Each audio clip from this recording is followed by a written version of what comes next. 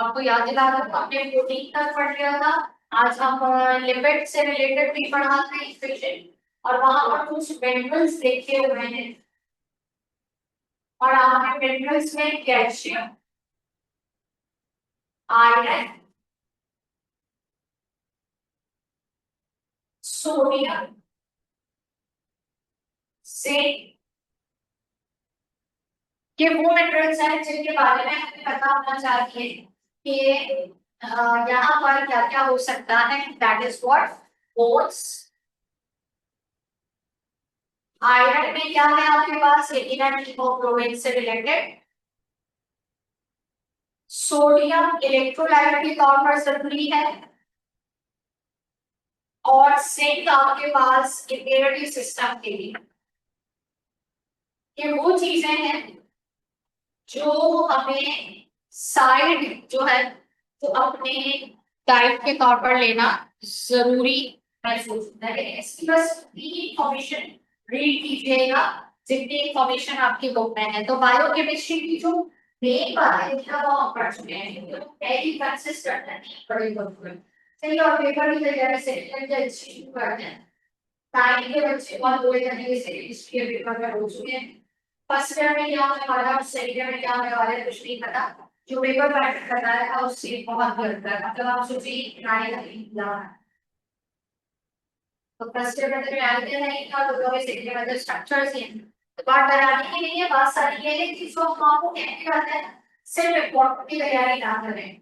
सही, सिर्फ इम्पोर्टेंट की तैयारी ना करें। आपको सिर्फ ये बताने के लिए कि भाई आप ये भी देखें, हम पढ़ाते पूरा इसलिए है कि आप इम्पोर्टेंट की तैयारी के साथ साथ अनएक्सपेक्टेड क्वेश्चन को भी देखना शुरू करें। सही है, बात आज यहाँ तक था।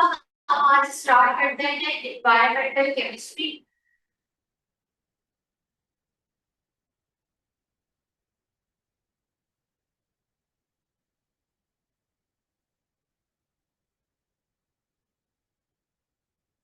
इस एनवायरमेंटल केमिस्ट्री में आपको क्या करना है, स्टडी ऑफ एनवायरनमेंट। और इस स्टडी ऑफ एनवायरनमेंट में आपको उन तमाम कंपाउंड्स के बारे में पढ़ना है जो बेनिफिशियल। और बेनिफिशियल का मतलब क्या होता है, जो एडवांटेजेस के साथ। सही है, स्टडी ऑफ एनवायरनमेंट यानी एडवांटेजेस, यानी हम ऐसे तमाम केमिकल्स को भी पढ़ते हैं जो हैजर्डस होते हैं, हमारे लिए नुकसान भी होते हैं, और फिर हम उनसे रिलेटेड बात कर सकते हैं कि उन्हें कम कैसे किया जाए। इसके लिए हम क्या करते हैं, हम एनवायरनमेंट की स्टडी करते हैं। लेकिन इस एनवायरनमेंट के अंदर आपके पास इस एटमॉस्फेयर की बात की जाती है। यानी हम इस पूरी अर्थ को चार हिस्सों में डिवाइड करते हैं। एटमॉस्फेयर, लिथोस्फीयर, सही, और अगर मैं आपसे कहूँ हाइड्रोस्फीयर। बहुत ही मजा आ जाएगा अगर कोई मुझे फोर्थ वन स्फीयर का नाम बता। क्या?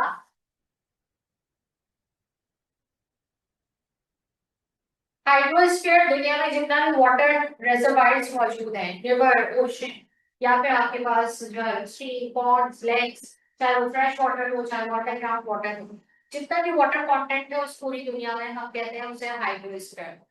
लिथोस्फीयर का मतलब ये होता है कि ड्राई एरियाज के बारे में पढ़ना। पानी के अलावा जितने भी एरियाज हैं, माउंटेन हैं या डिजर्ट्स हैं, रेगिस्तान पूरे हैं, उन सबको हम कहते हैं लिथोस्फीयर।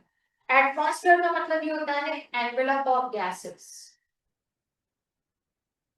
और जहां पर आप ये पढ़ते हैं कि ये गैसेस प्लांट्स के लिए जरूरी है, ये गैसेस एनिमल्स के लिए जरूरी है। सही है, या फिर इसे गैसेस की वजह से आपके पास हेल्दियर एनवायरनमेंट रहेगा, उसे आप कहते हैं एटमॉस्फेयर। मैं उसकी एक्सप्लेनेशन लिखूंगी और आप उसका नाम खुद सर्च करेंगे, आपकी बुक में भी है, जिसमें आप स्टडी ऑफ लिविंग ऑर्गेनिज्म के। सही है, जिसमें आप स्टडी ऑफ लिविंग ऑर्गेनिज्म करते हैं उसे आप क्या कह रहे होते हैं, ये ना उसका नाम मैंने बोलते बोलते रोक दिया है। सही, एग्जाम पूछ निकाल पूछा है, दिमाग में बस वो बेटा है बार बार। मैं आपसे जिसकी बात करूंगी एटमॉस्फेयर की, इस एटमॉस्फेयर की भी लेयर्स हैं। वो लेयर जो अर्थ के नियरेस्ट है उसे हम क्या नाम देते हैं, ट्रोपोस्फियर। और आप में से जब मैंने ये लिखना शुरू किया था, तो आप में से जो है वो आपके फेस एक्सप्रेशन ही कह रहे थे कि आप शायद ये पढ़ना शुरू। ट्रोपोस्फियर, ट्रोपोस्फियर से मजीद टॉप पे जाएंगे तो क्या मिलेगा, स्ट्रेटोस्फियर।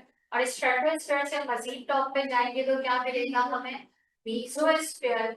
और मीसोस्फियर से हम मजीद टॉप पर जाएंगे तो क्या मिलेगा, थर्मोस्फियर। सही है। आप अर्थ की कुछ पर्टिकुलर डिस्टेंस तक, अब आप ये समझ लीजिए 50 किलोमीटर, और सिर्फ इससे 50 किलोमीटर तक जाए, 15 से 50, तो आपके पास ट्रोपोस्फियर है, ये वो जगह है जहां पर लाइफ एग्जिस्ट करती है, ये वो जगह है जहां पर बर्ड्स फ्लाई करते हैं, ये वो जगह है जहां पर वेदर कंडीशंस हमें नजर आती है, ये वो जगह है जहां पर लिविंग ऑर्गेनिजम्स या फिर माउंटेन्स वगैरह हमें एग्जिस्ट करते हुए नजर आते हैं, ये वो जगह है जहां पर हॉट एयर बलून आपके पास क्या करते हैं, फ्लाई करते हैं, ये वो जगह है जहां पर एरोप्लेन भी क्या कर सकते हैं, एक हद तक फ्लाई कर सकते हैं। यानी ट्रोपोस्फियर वो जगह है जहां पर हम ह्यूमन बीइंग्स या दुनिया के तमाम लिविंग ऑर्गेनिज्म एग्जिस्ट करते हैं, उसे आप क्या नाम देते हैं, ट्रोपोस्फियर। ये जो ट्रोपोस्फियर है, अगर मैं इस ट्रोपोस्फियर की बात करूं, तो ट्रोपोस्फियर में जो चीजें हमें सबसे ज्यादा कम कर रही हैं वो है पॉल्यूटेंट। हम इसमें बात करते हैं, इस एनवायरमेंट को कंटामिनेशन की बात करते हैं, तो वहां पर क्या है, पॉल्यूशन। और पॉल्यूशन का मतलब क्या है आपके पास, पॉल्यूटेंट। चलिए, और पॉल्यूटेंट किसी तरह का होता है, पॉल्यूटेंट होता है दो तरह। और कौन सा, अगर आपसे बात की जाए तो आप कहेंगे फर्स्ट वन पॉल्यूटेंट होता है आपके पास प्राइमरी, और सेकंड वन कौन सा होता है, सेकंड। प्राइमरी पॉल्यूटेंट के तौर पर आपके पास क्या क्या मौजूद है, carbon dioxide, carbon monoxide, sulphur dioxide, sulphur trioxide, सही है, nitrogen oxide and nitrogen dioxide, water vapour आप कह लीजिए जब बहुत ज्यादा ह्यूमिडिटी हो जाए, और ओजोन कह लीजिए। ये सब के सब कौन से पॉल्यूटेंट से आ रहे हैं, चलिए ये सब के सब एयर पॉल्यूटेंट से आ रहे हैं। यानी पॉल्यूशन की भी डिफरेंट टाइप है। कौन सी type, air pollution, water pollution, noise pollution, atomic energy pollution, सही है, एटॉमिक रिएक्शन पॉल्यूशन। इन तमाम पॉल्यूशन के अंदर आपके पास, या जिसे आप न्यूक्लियर पावर प्लांट्स की पॉल्यूशन भी कह सकते हैं, एटॉमिक रिएक्शन से रिलेटेड जो है वो पॉल्यूशन, हम इसमें से सिर्फ हमारे पास कौन सी दो पॉल्यूशन के बारे में मेजर क्राइटेरिया, एक सबसे ज्यादा जिसके बारे में पढ़ने के लिए जा रहे हैं, एयर, और दूसरा आप सबसे कम किसके बारे में पढ़ने के लिए जा रहे हैं, वाटर। इन दो के अलावा किसी और पॉल्यूटेंट्स के बारे में कोई बात नहीं है। तो जिसे आप कहते हैं ना, sorry, carbon dioxide and carbon monoxide, इसको आप COX कहते हैं, सही है, COX, x stands for what, carbon monoxide भी हो सकता है और कार्बन डाइऑक्साइड। अगर मैं आपसे कह दूं SOX, अगर मैं आपसे कह दूं NOX, वाटर वेपर्स हमें पता है, एंड ये क्या है, ओजोन।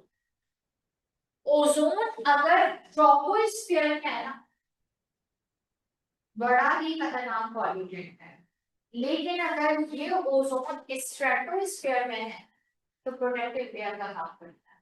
यानी कोई चीज बुरी या अच्छी नहीं होती, उसका यूज या उसकी प्रेजेंस उसे क्या बनाता है, अच्छा और बुरा। समझ आ गई बात, क्या बनाता है, अच्छा और बुरा। इस दिस कैन सुनाई दे रहा है सबको। तो आपके सामने ये कंडीशन है, पहले से नोट डाउन करो क्योंकि इससे आगे बहुत छोटी छोटी बातें हैं।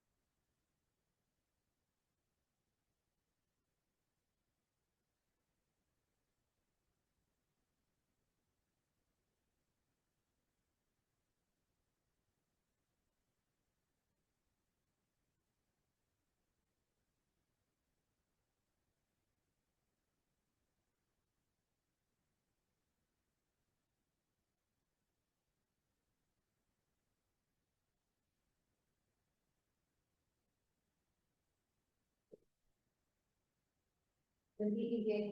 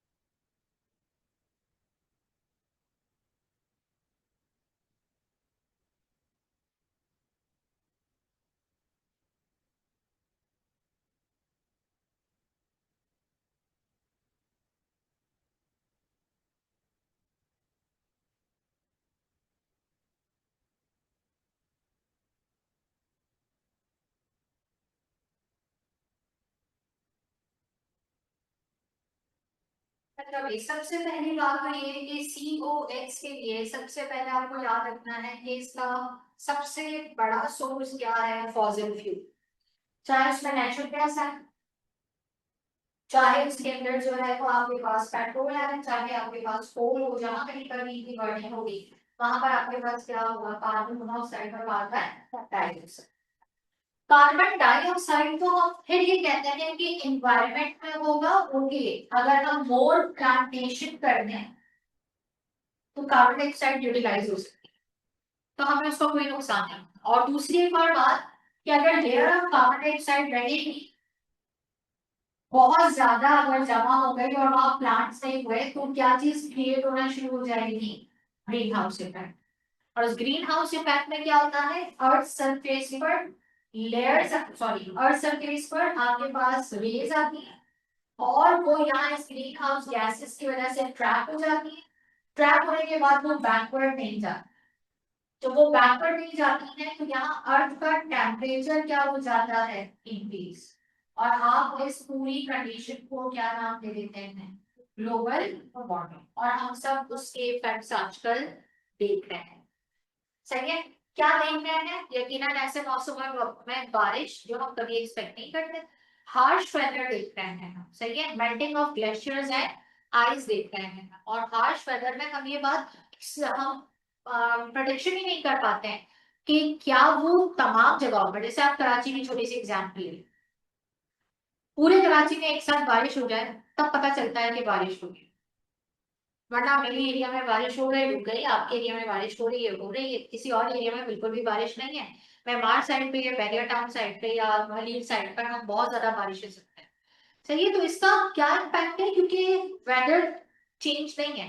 बल्कि हमारे पास वो जो क्लाइमेटिक और पूरा एनवायरमेंटल फैक्टर है ना, वो पूरा का पूरा क्या है, चेंज है, जिसकी वजह से हमें ये मॉडरेट सीजन देखने को मिलता है। लेकिन जब बात आ जाए कार्बन मोनोऑक्साइड की, तो ये तो है पॉइजनस। हम इसके ऊपर कोई इम्पैक्ट, हम इसके ऊपर कोई इफेक्ट, हम इसके ऊपर कोई कॉम्प्रोमाइज नहीं कर सकते। कभी कभार अगर आपसे कहा जाए फॉसिल फ्यूल, तो हमने कभी चैप्टर 3 में ये बात पढ़ी थी कि वहां पर अगर पेट्रोलियम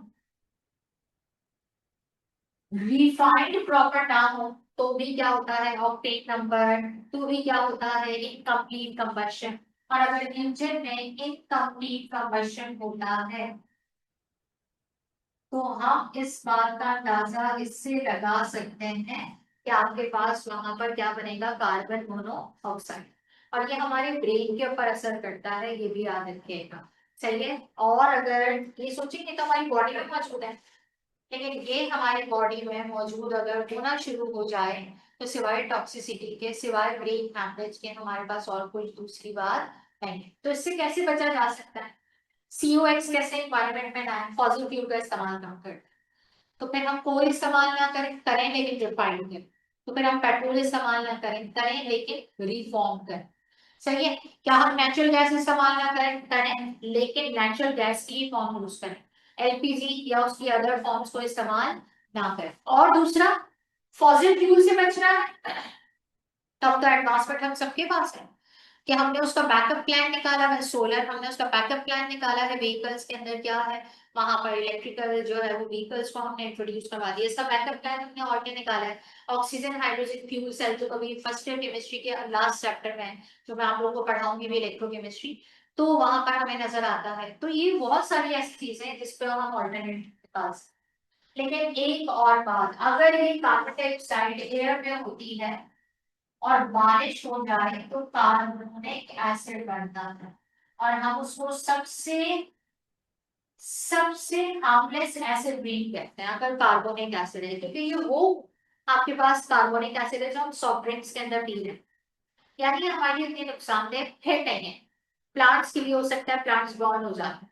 सही है। आपके पास इंसेक्ट्स के लिए हो सकता है कि वहां पे हो सकता है कोई बहुत ही स्किन सेंसिटिव है जिनकी, उनके साथ ये प्रॉब्लम हो सकती है। एसिड रेन का मतलब जिसकी पीएच क्या हो जाए, कम से कम 5 तक आना शुरू हो जाए। सही है। SOX कहाँ से आता है? इसका सबसे बड़ा जो सोर्स है ना, वो तो अल्हम्दुलिल्लाह पाकिस्तान में नहीं है, and that is known as volcanic eruption. Austria, Africa, सही है। ये ऐसे रीजन है पूरी दुनिया के अंदर जहाँ वोल्केनिक एरप्शन होता है, और जहाँ वोल्केनिक एरप्शन होता है वहां पर क्या क्या मौजूद है, sulphur dioxide and sulphur trioxide. ये आ रहा है हमारे पास भी, कैसे आ रहा है पाकिस्तान के अंदर या डिफरेंट इंडस्ट्रियल एरिया में, यहाँ पर इंडस्ट्रीज इस्तेमाल करती हैं कुछ इम्प्योर सब्सटेंसेस, और उन इम्प्योर सब्सटेंसेस में या मेटलर्जिकल प्रोसेसेस में सल्फर डाइऑक्साइड करते हैं, और सल्फर डाइऑक्साइड एटमॉस्फेरिक ऑक्सीजन से दोबारा किसमें कन्वर्ट हो जाता है, सल्फर ट्राइऑक्साइड। अगर ये एयर में मौजूद है ना, तो ये वाटर के साथ जो एसिड रेन बन रही है, आप देख सकते हैं इसका फॉर्मूला क्या बनेगा, H2SO4। और आप सोचिए फिर वो पानी पानी नहीं रहा बारिश का, वो क्या बन गया है, एसिड, और वो भी कौन सा, सल्फ्यूरिक एसिड। इसकी पीएच इस वक्त 4.5 से 5.5 होती है। सबसे खतरनाक एसिड रेन यही है जो कहा जाता है कि मौसम की हर पहले बारिश से बचने की जरूरत है। NOx, ये NOx कहां से आता है, ये आता है व्हीकल्स से। व्हीकल्स के अंदर यानी जो आपके पास ज्यादा फ्यूल इस्तेमाल हो रहा है, इलेक्ट्रिक फ्यूल, वहां पर अगर आपने रिफाइन ले लिया और रिफॉर्म नहीं लिया, जिसको आप हाई ऑक्टेन और लो ऑक्टेन के नाम से जानते हैं, सही है। अगर आपने वहां ऐसा नहीं किया तो ये nitric oxide and nitrogen dioxide अगर ये एयर में मौजूद है तो ये वाटर के साथ रिएक्ट करके क्या बनाता है, HNO, यानी क्या बनाएगा, नाइट्रिक एसिड। तो सबसे खतरनाक कौन सा है, H2SO4, सेकंड पे कौन है, HMO3, और थर्ड पर कौन है, H2C। लेकिन सोचें, ये तो मैंने एक दिन करके बात की, अगर तीनों ही एक ही जगह पर मौजूद हो, जो कि आजकल दुनिया में सबसे ज्यादा हो रहा है, अभी आपने रिसेंटली कराची में जो बारिश हुई थी रमजान मुबारक में शाम रात में, और उससे पहले भी जो बारिश हुई, तो उसके अंदर बाद में ऐसे लोग जिनकी स्किन बहुत सेंसिटिव होती थी उनको सीवियर स्किन इन्फेक्शन हुए। और वो ऐसा ही था कि वो आपके पास एक अनएक्सपेक्टेड बारिश थी, जितना पॉल्यूटेड मटीरियल था उसके अंदर डिसॉल्व होता हुआ आया। अब वो हमारे लिए नुकसान है, जाहिर सी बात है। पहले प्रोडिक्शन की पता चल जाता था, थोड़ा बहुत अंदाजा हो जाता था, तो लोग अपने साथ सेफ्टी प्रिकॉशंस लेकर करते थे। अब नहीं है, तो उनके पास नहीं है, और जाहिर सी बात है इसलिए कॉन्टेक्ट होता है तो मसले मसाइल। लेकिन इसे हम कैसे बचा सकते हैं? इसमें हम ये भी काम कर सकते हैं कि ये इन्वायरमेंट में ना आए। तो हमने व्हीकल्स के अंदर क्या इंस्टॉल कर दिया है? किसी को नाम याद है? कौन सा कन्वर्टर होता है? वर्ड। हमने व्हीकल्स के अंदर क्या इंस्टॉल कर दिया है? Catalytic converter. और इसका काम क्या होता है? ये इसे बाहर आने नहीं देता। तो फिर ये क्या करता है? इसको कन्वर्ट करता है नाइट्रोजन में और किसमें? ऑक्सीजन। और सोचिए नाइट्रोजन और ऑक्सीजन जब इस कैटालिटिक कन्वर्टर से बाहर आएगा तो क्या हमारे लिए नुकसान नहीं है? या हमारे लिए क्या होगा? फेवरेबल। फेवरेबल का मतलब हमें नुकसान नहीं पहुंचाता। क्या यहाँ पर बात समझ आ रही है? प्रोडक्ट करो जल्दी से, ये वाली चीज कॉपी कर लीजिए। ओके।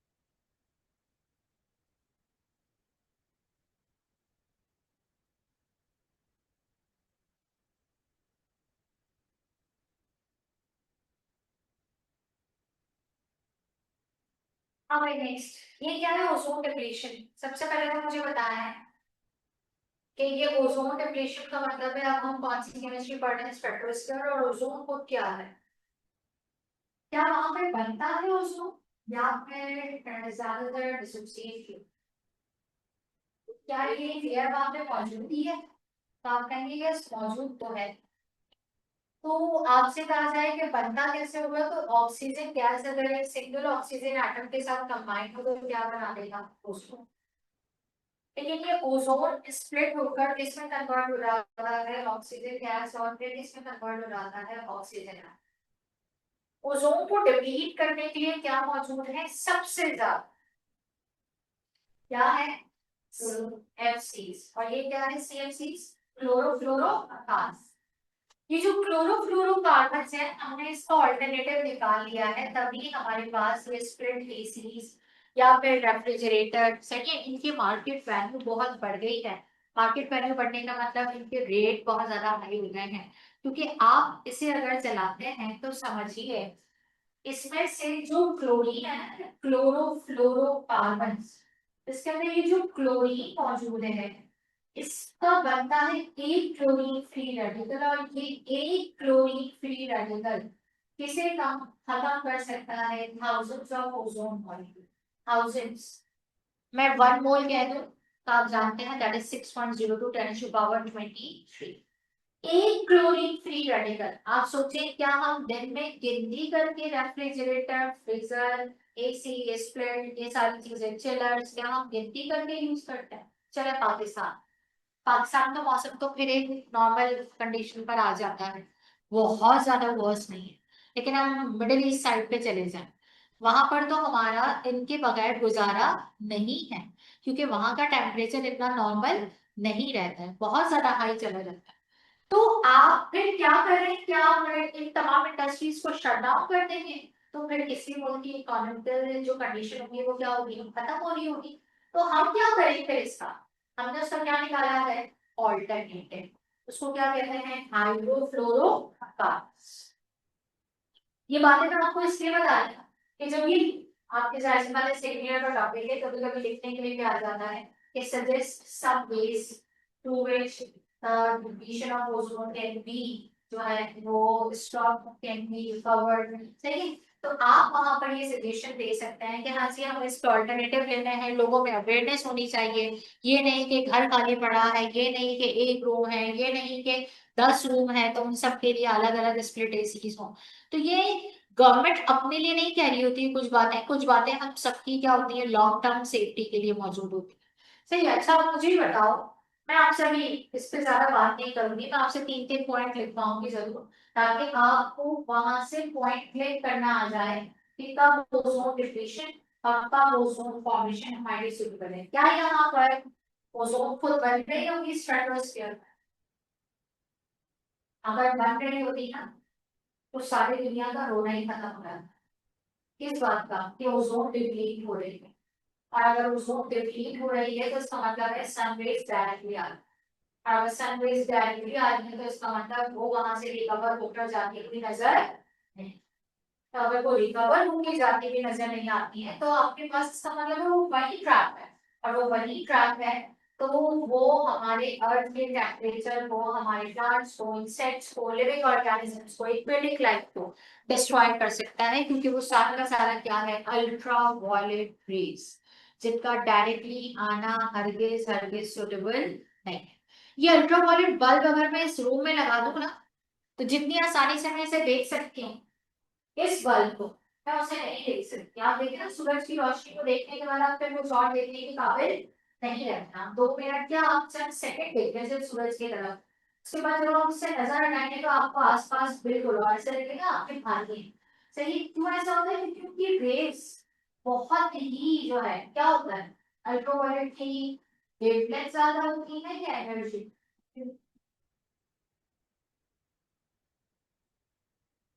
ये होता है ना, वेव गॉड से लेकर। तो यहाँ बी से पहले क्या है, ultraviolet.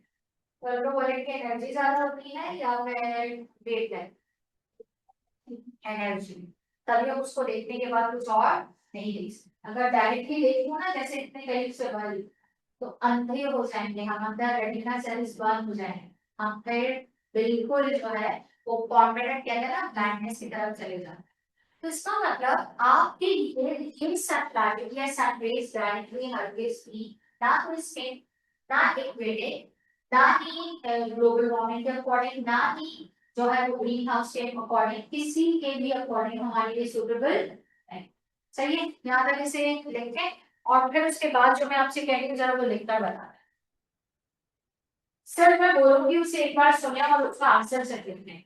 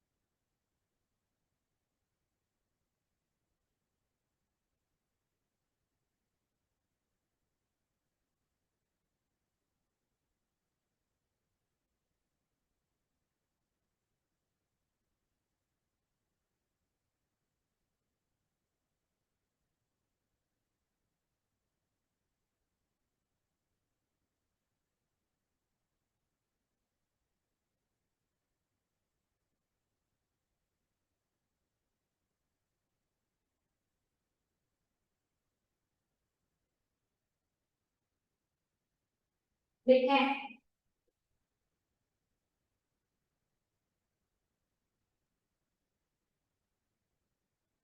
what are the reasons of ozone depletion?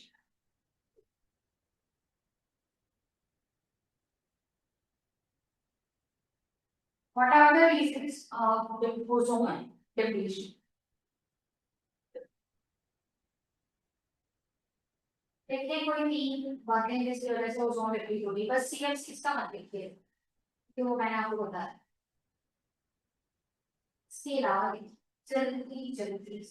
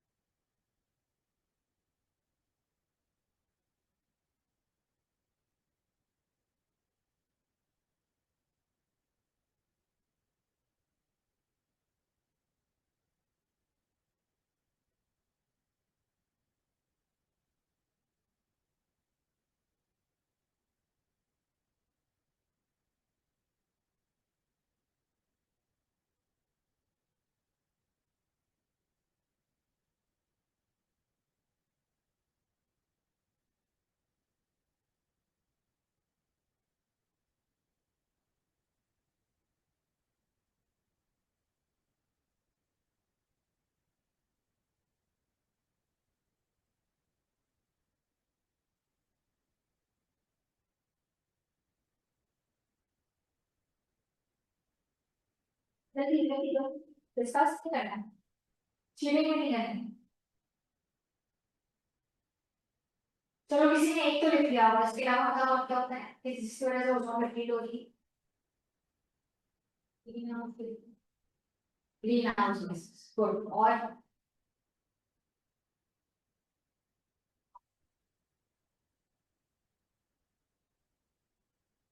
excessive use of the pesticides, जब हम पेस्टिसाइड ज्यादा यूज करते हैं एरोसॉल मटेरियल, तो वो भी एटमॉस्फेयर में डालते हैं, ओजोन लेयर को क्या करते हैं डिप्लीट।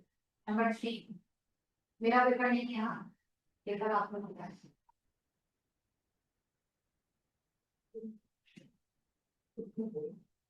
वो कैसे चलो तीसरा मैं CFC की बात करें। अब नेक्स्ट जल्दी give some suggestion to overcome ozone depletion। ये मत बोलना कि इसी इस्तेमाल करना बंद करना है, मैंने इस रूम में बंद कर दिया तो नो के लिए मसला है।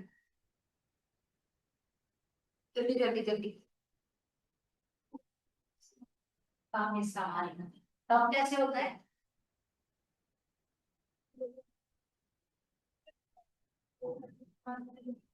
है वीडियो से चलिए जल्दी।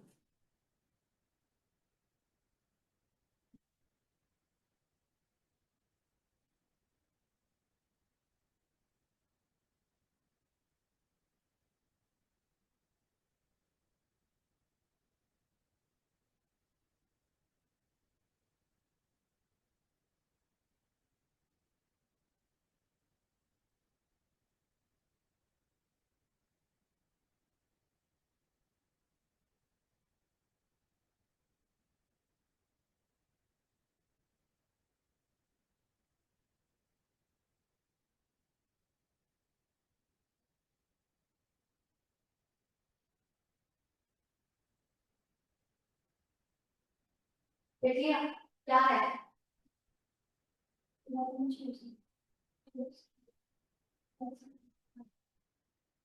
चलिए और यस और यस इंटरेस्ट। और दूसरा ये कि उसका इंडस्ट्री जो बेस है उन्होंने कहा वो क्या होना चाहिए, आपके पास स्टैंडर्डाइज कंडीशन पे जाना चाहिए। एग्रीकल्चरल बेस पे क्या होना चाहिए, स्टैंडर्डाइज कंडीशन पे जाना चाहिए। हमारे मुल्क में सबसे ज्यादा जो नुकसानदेह चीजें ना वो एग्रीकल्चरल बेस्ड है, फिर उसमें पेस्टिसाइड्स फर्टिलाइजर्स के साथ पानी में क्या होते हैं डिसॉल्व। अच्छा ये सिर्फ ये नहीं है कि एनवायरमेंटल पोल्यूशन के एयर पोल्यूशन कॉज कर रहे हैं, एक और पोल्यूशन भी कॉज कर रहे हैं जिसका नाम मैंने यहाँ पे लिखा है, that is what, water pollution. चलिए वाटर पोल्यूशन से सबसे ज्यादा नुकसान किसे है? मैरीन लाइफ यानी एक्वेटिक लाइफ। चलिए हमें भी नुकसान है, क्यों है? क्योंकि जब यही पानी जो खराब पानी है, जो एक प्योर वाटर है, जब ये वाटर रिजर्वायर्स में मिक्स हो जाता है तो हमारे पास आती है हार्ड मेटल्स और toxic metals, antimony, arsenic, cancer causing है। आपने किसी जमाने में पहले कभी सुनते होंगे या फिर बड़े आपको बताएंगे, कभी किसी के बारे में सुनते थे इसको कैंसर है।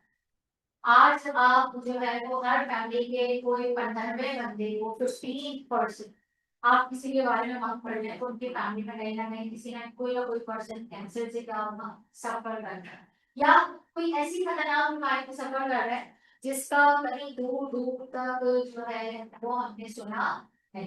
जैसे आजकल की सबसे जो है वो खतरनाक जो सिचुएशन सुनने में आती है, that is auto immune system.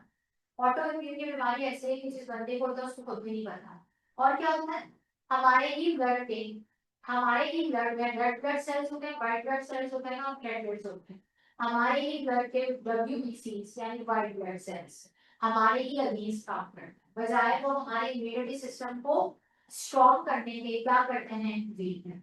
और उसकी वीकनेस की वजह से हमारे डिफरेंट जो है वो ऑर्गन्स के फंक्शन के अंदर, चाहे वो एक्सटर्नल हो या फिर इंटरनल, डिफरेंट जो है वो डिफेक्ट से इन्फेक्शन आना शुरू हो जाता है। सही, तो इसका मतलब आपके पास चाहे इन्वायरमेंट एयर पॉल्यूशन हो या फिर वाटर पॉल्यूशन, हमें ये जरूर मालूम करना चाहिए। जैसे आप कराची की बात करते हैं, वेजिटेबल्स आ रही हैं डिफरेंट जगहों से आ रही है, लेकिन अगर वो वेजिटेबल्स की बनने वाली जगहों को देखें तो हम रियलाइज दोबारा नहीं कर सकते कि शायद हम इस जगह की वेजिटेबल्स को या फ्रूट्स को खाते होंगे। लेकिन ये तो हर जगह होता होगा ना दुनिया के अंदर, क्योंकि उनको लगना तो जमीन पर ही है और वहां से लेकर आना। लेकिन क्या है, हमें अल्लाह ताला ने हमें डिफरेंट मैकेनिज्म से जिंदगी गुजारने के ढंग भी सिखाया। साफ सुथरा रहना, साफ सुथरी चीजों का इस्तेमाल करना, वाटर वॉश कर लेना, सही है, हेड वॉश कर लेना, है ना, हाइजीन का ख्याल रखना। सही है, तो हमारी क्लीन लाइफ का ख्याल रखने के लिए हमें कहा गया है। ये सब ऐसी चीजें हैं जो ना सिर्फ हमारी पर्सनालिटी को ग्रूम करती है, बल्कि हमारे ना सिर्फ मजहब की तकाज़ों को पूरा करेगा, बल्कि एनवायरनमेंट को भी फायदा पहुंचाएगा। आपके पास एक जा रहा है इंडस्ट्रियल वेस्ट, जिसमें पूरी इंडस्ट्री का वेस्ट प्रोडक्ट मौजूद है। आपके पास आ रहा है एग्रीकल्चरल वेस्ट, और एक आपके पास जा रहा है डोमेस्टिक। आप में से कोई जवाब दे सकता है इनमें से सबसे ज्यादा डेंजरस कौन सा है? सब इन तीनों की रैंकिंग कर दो, आप करोगे ना करें? Number 1, number 2, number 3।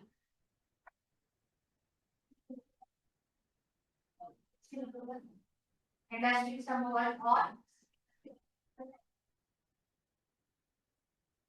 यही इंडस्ट्रीज, डोमेस्टिक और ऐसे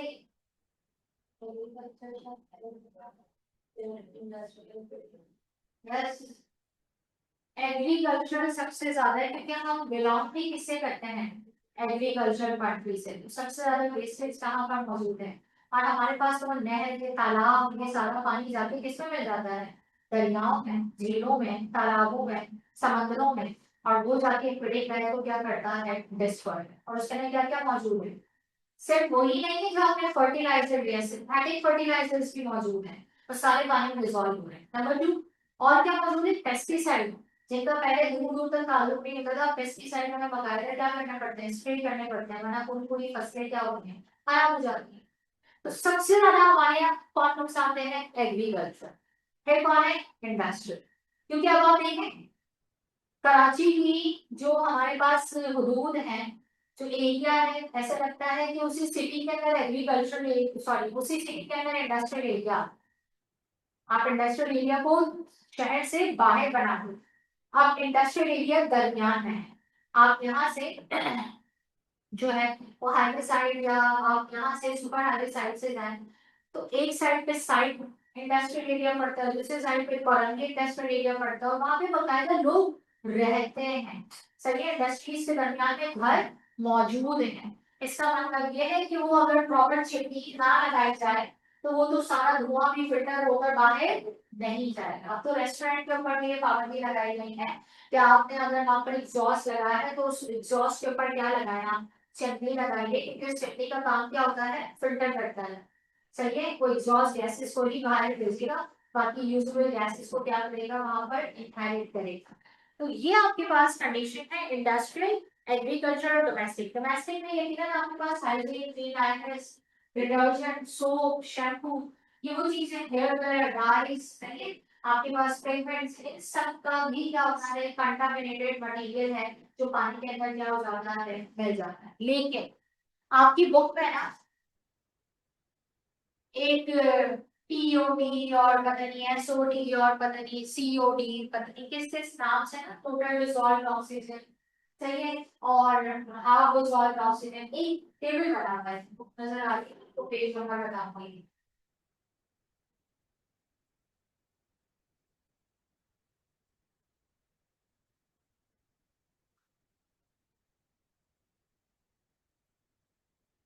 पेज नंबर लिख लीजिएगा।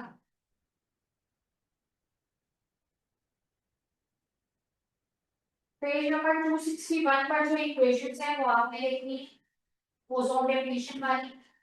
इसका सवाल ऐसे करता है, which one of the following is not the equation for the ozone depletion? चलिए फिर ये रही वो इक्वेशंस 261। उसके बाद आप आ जाए पेज नंबर 262 एंड 263 पर वाटर एनालिसिस और वाटर से रिलेटेड कंटामिनेशन लिखी हुई है 262 एंड 263। जो यहाँ पे लिखा है आपको उसे ही दो तीन बार रीड करना, और ये आपके फाइनल पेपर यानी बोर्ड पेपर के लिए भी जरूरी है। और ग्रीन केमिस्ट्री के रूल्स मैं आपको यहाँ पे खड़े होकर उसे क्या ही समझाऊं। ग्रीन केमिस्ट्री में क्या होता है? ग्रीन केमिस्ट्री में सिर्फ ये होगा कि आपको हर रूल पता हो। Which one of the following is not the rule for the green chemistry?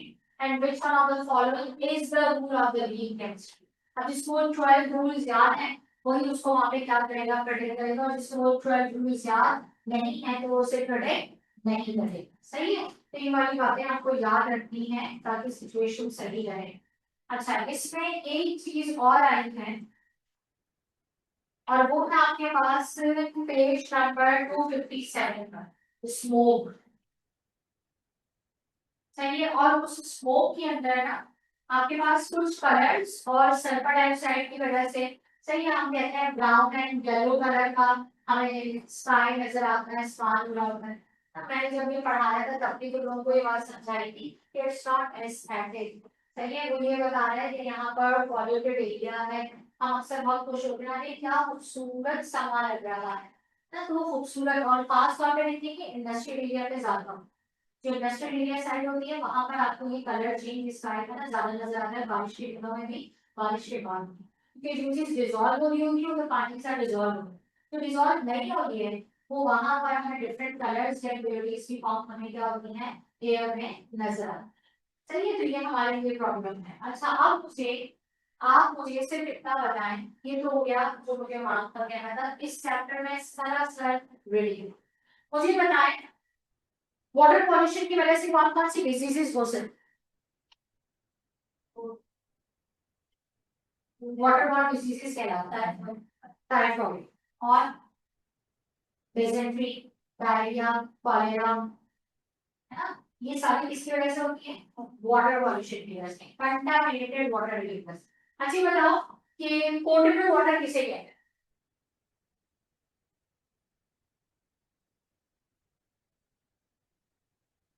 Drinking water, जो हर पानी पीने के काबिल नहीं है, आपने वाटर टैंकर्स पे लिखा हुआ देखा है ये पानी पीने के काबिल है, ये पानी पीने के काबिल नहीं। और वो कोई पश्तो में या बलूची में नहीं लिखा होता है ना, वो मेमन में नहीं लिखा होता है, वो किसमें लिखा होता है उर्दू, चलिए बकायदा लिखा होता है, बड़ा बड़ा लिखा होता है ये पानी पीने के लिए है और ये पानी पीने के लिए नहीं। तो हर वाटर पोर्टेबल नहीं है, कोई लैब में जाए और डिस्टिल वाटर को उठा के पी ले वो खुद जिम्मेदार होगा, क्योंकि डिस्टिल वाटर में कोई मिनरल नहीं है और सिवाय डायरिया के और कोई कॉज नहीं करे। सही है, फ्रेश वाटर उसके मुकाबले में हमारे लिए ज्यादा अच्छा हो। आप जितने भी लैब में टेस्टिंग करते हैं जो अभी सेकेंडरी प्रैक्टिकल में भी करेंगे, टैप वाटर दे देते हैं सर आराम से, क्यों दे देते हैं क्योंकि हम उसके अंदर ज्यादा सिक्योर है। टैप वाटर के अंदर कोई ना कोई मिनरल्स मौजूद है और वो मिनरल्स मौजूद है तो इसका मतलब है वो रिएक्शन में हेल्प करेगा। लेकिन जहां पर हमें एक्स्ट्रा मिनरल्स नहीं चाहिए होते हैं वहां पे सख्ती से कहते हैं कि सोल्यूशन मस्ट बी प्रिपेयर्ड है डिस्टिल्ड वाटर। सही है, अच्छा ये हो गया। फिर उसके बाद हम आते हैं आगे की सिचुएशन। इस आगे की सिचुएशन में क्या होगा उसे देखना जरूरी है हमारे, वो क्या है मैं आपसे कहूँ। अच्छा बताओ एयर पॉल्यूटेंट्स की वजह से कौन कौन सी बीमारियां हो सकती,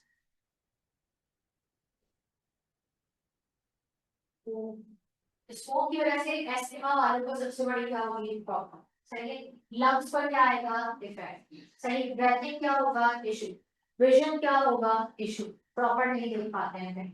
सही है, नाइट वो कलर ब्लाइंडनेस के इश्यूज आना शुरू हो जाते हैं। और जहां पर ये ओजोन आ जाए एज अ पॉल्यूटेंट, सही है, इसके बाद किसकी क्लास में